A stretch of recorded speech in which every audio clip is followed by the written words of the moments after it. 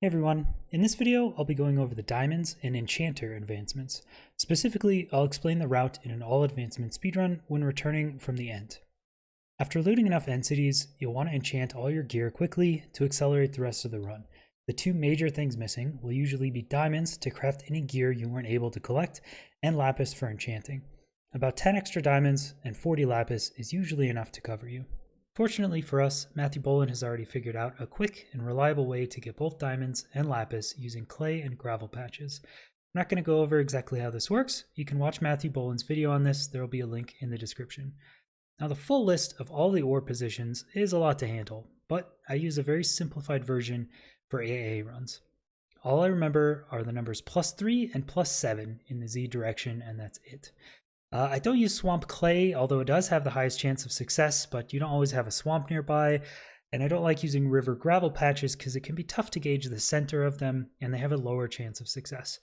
River clay is very common, so using the numbers +3 and +7 will get you diamonds and lapis around 80 to 90% of the time. Because lapis ore has an average Y level around 15 and diamond ore has an average Y level around 10, I like to dig in the +7 position first, and once I hit lapis, I move 4 back to the diamond ore position at +3 and continue digging down. A fortune 2 or 3 pick is somewhat common to find in an end city. Hang on to these because with just a single lapis vein and a single diamond vein and a fortune pick, you could get enough of these materials to last the entire run. Lastly, it's also nice to save a fire res potion from the nether in case you find some deep lava. And if you're comfortable with block clutching, you don't need to use doors to keep the river water from falling down on you. You just block off the top, fly up when you're done, and you're out in no time. Now that we've got materials, it's time to enchant. There are a lot of enchantments that can be useful for an all-advancement speedrun, and here is my personal priority enchanting list. Unbreaking 3 for your elytra and channeling for a trident are absolute requirements for the early part of the run, and both can be obtained by enchanting a book. Looting and piercing 4 are important, but can be obtained at later points in the run if necessary.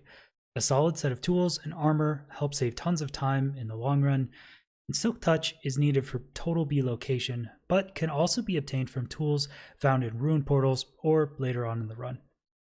Fire Aspect is just nice for instantly cooked meat and fish, and Feather Falling is nice if you fall a bit too far and also reduces damage taken from ender pearls. Now, when you're setting up your enchanting table and bookshelves, your very first enchant will be special. After enchanting a single item, the enchantment seed will change, and all of your following enchantments will be randomized. But as long as you don't save and quit, the first enchantments you're offered in a world are completely 100% known. Thanks to Deadpool for developing this list of first enchantments. There are a couple great selections for your first item to enchant. Obviously, if you manage to get a trident before any enchanting, a guaranteed channeling is a huge time save. Diamond and iron swords, getting looting 2 and 3 respectively, are both good options. Any diamond tool will get efficiency 4 and unbreaking 3, which is great, but these are fairly common enchants for tools that you will see. It's still a nice guarantee.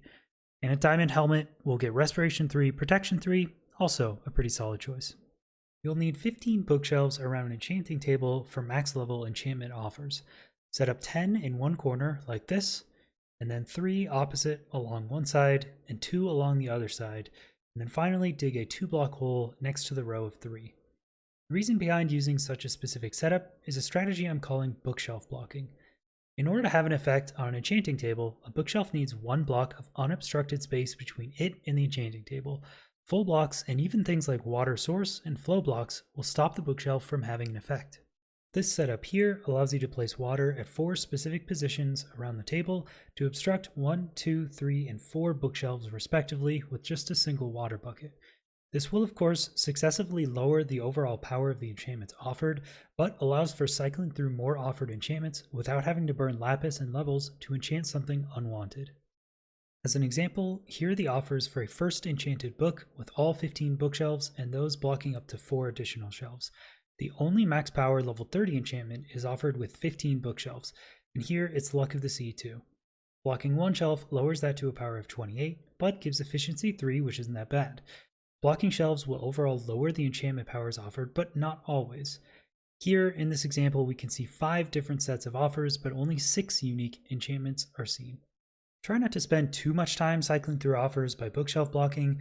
The downside is that you are seeing repeat enchantments and losing a bit of time, but the upside is you're saving lapis by not burning enchantments, and you are much more likely to guarantee valuable enchantments, especially on Breaking 3 for your Elytra.